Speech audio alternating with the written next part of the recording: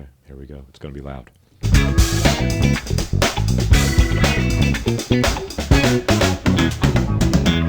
Hello and welcome to Morning Fuel. I'm your host, John Bundy, and you are here because you believe in the power of the spoken word and its ability to change lives, and that by sharing our stories, we can help others to overcome challenges that they cannot overcome on their own.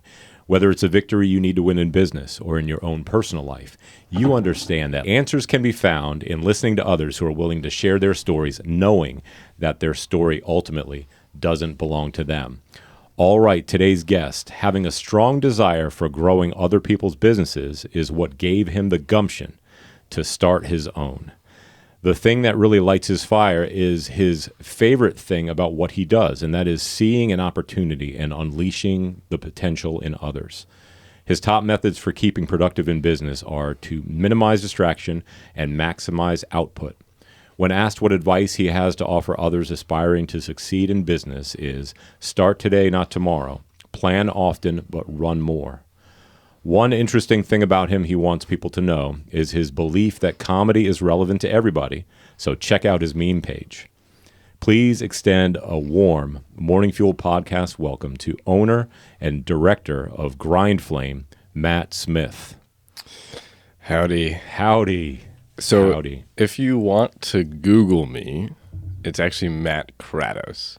Okay. Are you familiar with this? I know that Kratos is the name that I see. That's why I was mixed up when I saw you first sign up for the podcast. I'm like, who's this Matt Smith? And then I'm like, Grind Flame. I know him. Yeah. So yeah, cool, man. So that's what we look up. Matt Kratos. That's correct. Okay, cool. So if you look that up on Google, you'll find me. You'll find a lot about me. But legally, if the government is listening, Matt Smith. The given name. Right. Okay. All right. Cool. Well, cool, man. Very nice to finally get to sit in front of the microphone with you. We actually did this before in a different format, though. Yeah. We were at Williamsburg. I can't remember what the Berg in Williamsburg, the radio station there. Mm-hmm. We were doing a commercial or something like that. We were doing a commercial. That was very interesting, but it will not be anywhere near as awesome as today's episode will be. That is right. All right, man. I'll write that check later. So cool. So wow, man. I love origin stories. Mm-hmm. I love the Genesis stories. Yeah. Matt Kratos. When did you become the superhero Matt Kratos? I mean, Matt Smith became Matt Kratos at one time. What happened? What went down? How old were you? What was going on in your life at the time? What started this Grind Flame thing? And I know it's more than that. I'm just going to start with that because that's what. Sure. Yeah. So Grind Flame came before the Matt Kratos name. In 2016, I worked as an IT for a dealership, and I realized, like a car dealership. Yeah, a car dealership. Oh, okay, cool. And I realized, doing this is pretty cool, and I was already doing freelancing anyways for people building websites and designing posters, and if it involved digital marketing, I was probably already doing it. But I wanted to make it formal, make it legal, put a name to it, put a brand behind it. And so there's honestly, and as a branding person, sort of, it kind of hurts to say this out loud, but Grind Flame doesn't mean anything. You know why I chose it? Because it doesn't mean anything. Because I'm giving it meaning. Okay, I got you. Right? All right. I went into the registrar that I used to have .coms, and I just typed in random things, two words. Whenever I come up with a brand name, it has to follow a set of rules. Okay. And Josh is very familiar with this list. It has to be either 2 words or 3 syllables. No pluralization that ends in ES or S, and Grind Flame just fit that. Like, it's 2 words, it's 2 syllables, the .com was available, there it is. The rest is history. The rest is now you're history. making it mean something. Now I'm making it mean something. Like purple, the mattress brand. Sure. It's a color, but when I say purple, you think of both the color and the mattress probably. Sure, yeah, one of those mattresses that I thought I wanted at one time just because their commercials are awesome. Their commercials are awesome.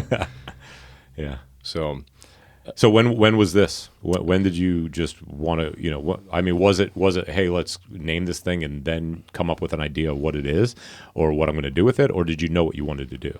Well, I was already building websites for people. I was already designing graphics and posters, and I was already doing digital marketing things. So I just wanted to put a name behind it, put a legal entity, LLC, behind it. Sure. So I could file taxes and the government would be happy. Sure. That's cool. I doubt they'll ever be happy, but anyways, for sure. They're never happy. They just get really, really unhappy when you don't pay your taxes. Right. So yeah, cool, man. So that was when? How old were you? When was that? You said 2015? 2015, 2016. So I was, I had just turned 19. Okay.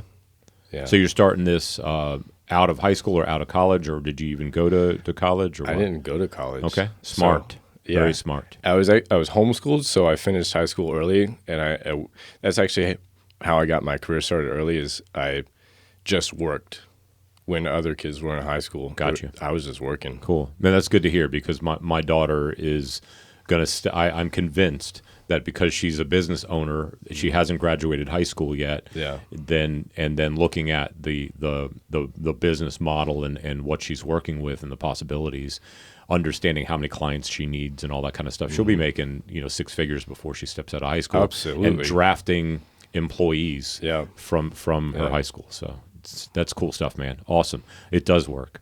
Wow. So Grind Flame's in existence. You're doing this. You're picking up clients. What is your ideal client? What's your client avatar? Who are you looking for? Looking to work with? So it's I try to only work with people that do more than $1 million a year in revenue. Okay.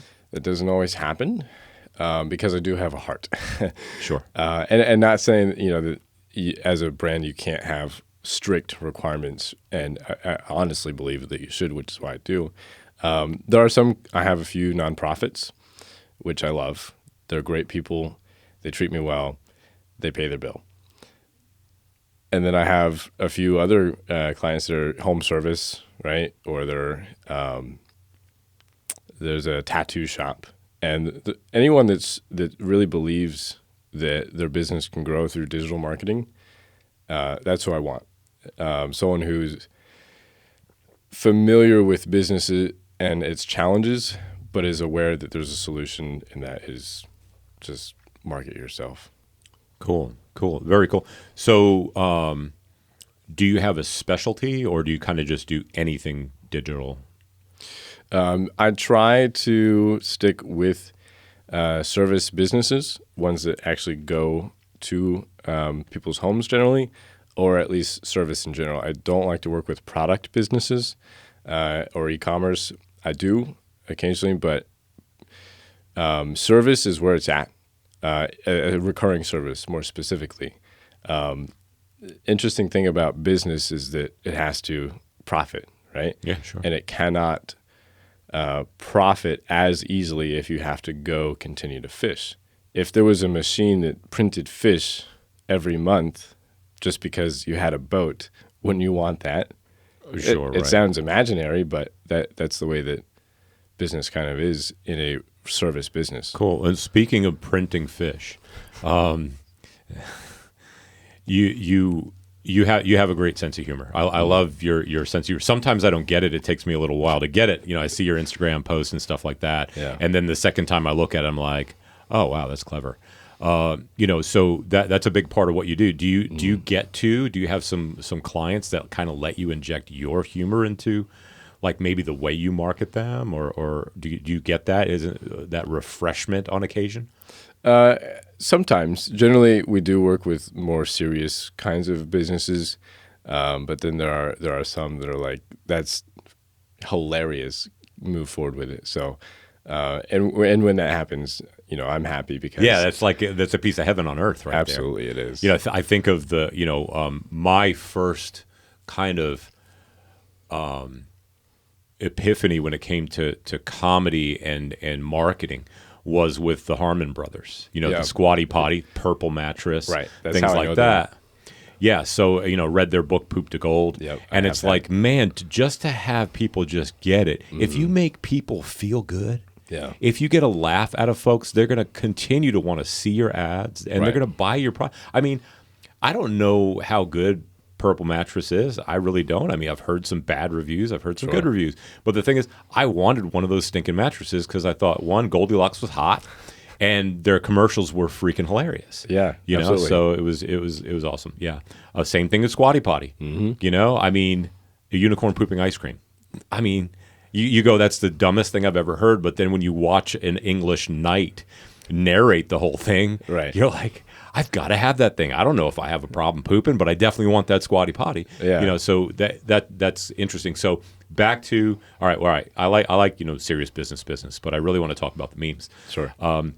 Is that a new thing? You putting yourself out there in a way of kind of posting memes? Is that new, or is that something you've been doing for a long time? Did it happen accidentally, the popularity of it, or what? I started in 2015, so before my business existed, running a meme page. And what does that mean? Well, first of all, what does meme mean for those that don't know? Sure. So meme, generally, the format is it is widely popularized as a photo that invokes emotion and a caption attached to it to make the emotion become described. Okay. So, okay, got you. or a situational understanding. So, like, I guess that's what a meme is. Do you have a favorite meme, like of all time? Every time you see it, it's still kind of like. So, you know the show SpongeBob, right? Yeah. Yeah. Yeah. I secretly love SpongeBob, but anyways, Well- I didn't let my daughters watch the show, but I watched Publicly now, it's it. Yeah. They're older now, so they'll get over it. so there's so many episodes, right? There's tons of content in the show, and because of that, there's so much meme potential. Yes. And there's one that's I don't remember the rest of the episode, but it goes poop. People order our patties, and so in the Christian groups that I'm in, there's a rendition of it that's the title of a song or a verse of a song, "Pour Out Our Praise," Okay. and I just think that's hilarious because it's SpongeBob, Right. but it's in the church community. Yeah. Yeah, Yeah, it's I just funny. love Yes, it. some Christians have a sense of humor. I hang out with those Christians. Yeah. That's cool, man. So yeah, I was actually just looking at some when you guys pulled up. I was looking at some memes that were video memes. Same thing, like short clip, brief video clip with the text and emotion attached to it, right? From The Office. Some of those are some of the best. I was just laughing out loud, at some of those, man. Yeah, cool. I love SpongeBob. SpongeBob, one of my favorites was I Ripped My Pants. The whole episode was him about just how funny it was that he ripped his pants. Do you remember Ren and Stimpy? No. You're a little young for Ren and Stimpy. Perhaps. Ren and Stimpy, the artwork, I think it's the same guy that created SpongeBob. Created Ren and Stimpy, and it was a dog and a cat that lived together, kind of like the Odd Couple. The cat was Stimpy. He was like what's his name? The starfish in SpongeBob. Patrick. He was like Patrick, and the Chihuahua, who was the dog, Ren. He was very much like a cross between SpongeBob, like an evil SpongeBob and Squidward. He was that serious guy, but anyways, look up Ren and Stimpy, watch some of that stuff, and you'll be like, they were on drugs, like really, really bad. Anyone drugs. that was a cartoonist in the 80s and 90s. That I think maybe the ink that they were using to do. I don't know, but it was something, man, something. Okay, cool. So, wow, man. So you're centrally located on the peninsula. Where are you? Are you Virginia Beach? Yeah, so I live right outside of town center of Virginia Beach, but I might move. Okay. Anything's possible. Oh these yeah, days. man. The peninsula is awesome. Yeah. Yorktown is particularly. You just want me to live closer to you, don't you? Why not, man? Yeah. Why not? It's like, why travel so much to go and have some fun, right? Right. Just go and get together every once in a while, grab a coffee, and Yeah. share the latest memes and stuff like that. So, man? So we mentioned we're talking about Christians here and Christian communities and stuff like that. I love Jesus, and I have since October of '94. when he reached into my situation and introduced me to the light. I'd gone to church my whole life, but I didn't know him. What is your experience with Jesus? Yeah, so my grandfather was a missionary when my mother was a little girl. And so my mother grew up as Christian, and so I grew up as Christian in our household. And going to church with my mother was great, but it was just like, this is part of what we do, right? Yeah. And so as I became a little older, and I volunteered in church since I was 12, which is, a young wee lad. Right. But Was your voice as low when you were 12? around 14, 15, I Okay. started Right. getting there. But it was more about me than it was about Jesus, Right. because, I was a teenager and all the hormones and everything going through me. And so as I got closer to adulthood, my life started producing these strong desires and the things in life that I wanted to do. And I was able to see other people's lives and situations. And so, I was baptized as a child, and I've always, I've gone to church since I was 2. So there's nothing really changed there, but just over time, my faith has gotten stronger and stronger and stronger. And I'm not sure if you know, but I was married. Okay. And some things happened with that, and that whole situation made me realize that I needed God more than I needed anything else. It wasn't about money anymore. It wasn't about food or drinking or any. It was I had to be the man of God that I needed to be if I was going to continue to live life at any capacity of good. Wow. Very cool. Very cool. So along with that life and understanding that, a lot of folks try and separate their work life from their church life, and I saw that happen a lot growing up. Like I said, I went to church my whole life. I knew about Jesus. I knew all the Bible stories, that I learned in Sunday school and all that all stuff. The songs. All the songs. They were mostly hymns. I went to a Presbyterian church. They had a pipe organ and a choir. I thought all churches were like that. We never went to any other churches. I just thought, this is church. Yeah. And it wasn't until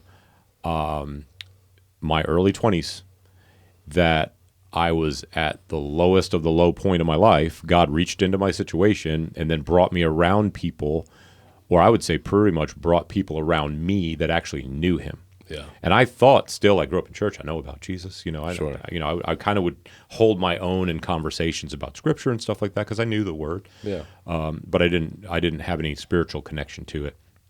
And just remember, the people, the importance of the community around you. They're all the same. They were the same. They seemed to me to be the same as the other folks I were hanging out with that didn't know Jesus or didn't go to church. Right. But they had something I didn't have, and that kind of started that spark of the search, for why am I here and all that, But man, so that's cool.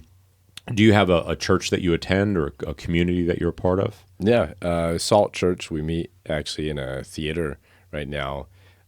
This church was formed in 2016. A lot of stuff happened in 2015, 2016. The church was formed in 2016, and I joined in 2017. There's actually a funny story about that. I was searching for a church because I loved my mom's church, but it was just a little older, and so I was also trying to meet someone, and I was on some Meet People apps, and I met someone who was really, really nice, beautiful surfer girl, and she's like, "Hey, you should come visit my church," and so I did, and I've been there since. Cool. She moved away, but Okay. Great church, great family, and I also manage the website now. So if you search church Okay. in Virginia Beach, we're on the first page of Google. Nice. Salt Church. Salt Church. Cool. You said you meet in a theater, a movie theater? A or movie theater, yep. Okay. What movie theater? Beach Cinema Ale House. Okay. Cool. So we don't have our A own church building. with an ale house. Yeah. That is dope. I want one of those. When the church first Usually began, it's just a coffee shop. Yeah, when the church first began, they met at a fitness center, and then they moved to a brewery Okay. for a while. So Love it. we've got a pretty. We're not your average church. Yeah, that's cool. It's interesting. Back in 2018-ish, I started a Bible study at Tradition Brewing Company over in Newport News, and it was a hit. You Yeah. know, it was just come get a beer. We're going to share scripture and talk about the word, and it was really Yeah. cool. It was really cool. Wow. Be like Jesus, be where the people Absolutely right at the watering hole at the well. Cool, man. Wow. I just so what now with grind flame. Where are you going with that? are. It's the first of many. Okay. I have a pretty massive goal, and that's by the age of 50 to start or acquire 25 businesses. And that Okay. ranges from marketing to service businesses to eventually like a cafe to anything that I can touch people's lives, both in the way of delivering a product and service as well as an employer. There's a lot of people that hate their jobs out there, and Sure. I don't like that. I want to be the employer that people are like, this guy's cool. And not because they think I'm cool, but like I'm setting a standard. Well, I mean, when you're naturally cool, it's Right. just one of those things. Right. I'm setting a standard for like who people want to work for. Sure. Yeah, to be one of those companies that has that award that says best place to work or whatever Right. in Hampton Roads. Yeah. That's cool, man. You familiar with Gary Vaynerchuk? Absolutely. I Yeah. am. Yeah, love that guy. I would have to say one of the books instrumental in pulling me out of a deep depression and anxiety was his book Crush It. I would go for a run in the morning with the Audible book in my ear, and I probably listened to it like at least 10 times within a year.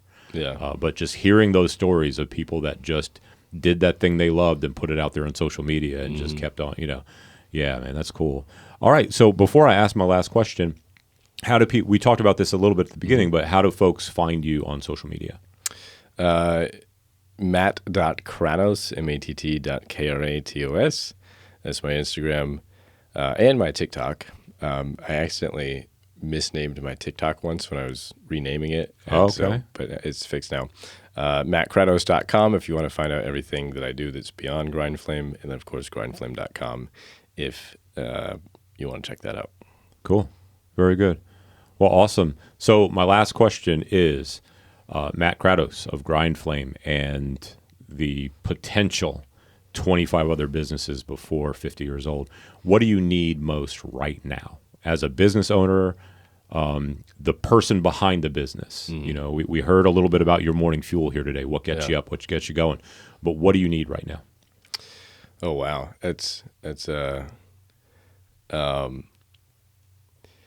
I need more of this, which is routine. So Josh and I, we've started getting up at 4 a.m. to go to the gym. Cool. And that's part of the routine. You get up and you start your day as early as possible. Sure. Now, I feel insane saying it, and I may very well be insane just doing it. But on the days that I wake up at 4, go to the gym at 4:30, back making breakfast by 6:30, reading a book at 7, at the office at 8, those are my most productive days. So just more routine. Cool. That's good. The morning routine, very, very important. Yeah, I'm a 3:55 guy because I want to be actually up at 4. But interesting thing about that is I don't even have to. I'm up before my alarm goes off. Yeah. And I'm happy about it because of what you just said, and that is you're more productive on those days. Absolutely. When I'm up and out and I get into my actual morning routine where I have that thing that I do every morning, those are the best days. I'm actually happy. Yeah. But when I miss that day, say I decide I'm just going to sleep in, this is going to feel nice, whatever, it's not good. Yeah. It's not as good. I mean, it's still good. Sure. I know that I couldn't sustain what I do if I stopped my morning routine. That's awesome. Yeah. Yeah. Do you have well, maybe another question real quick before we go. Do you have a book that we can leave people with? They need to read this book. It's going to change their lives. Oh boy, I gave you a bunch of books. You did, just one. Is it just one? All right. Okay. This is a good one. The Energy Bus by John Gordon. It is such a simple read. The Energy Bus, like Energy Bus. a bus, Yeah, like or it'd be more driving like a bus. this. Yeah, with the pneumatic brakes. Yes. Energy Bus. The Energy Bus by John Gordon talks about a character named George who's going through some life stuff, and the only way to get his life back on track is to have a good positive energy to it. You cannot have, and for us Christians, the energy that we get positively is Jesus. Yeah. But you cannot be productive and fruitful if you're not thinking about things in a positive light. Absolutely. So, Very Energy cool. Bus, John Gordon. Sweet. Read Okay, it cool. now. Yeah, we're not getting paid for that. We don't. But anyways, John Gordon. That's awesome. I'm going to have to put it on my book list. Yeah. Get it in my Audible. Dude, really good to know you. Good to know you. Awesome, sir. Have a good one.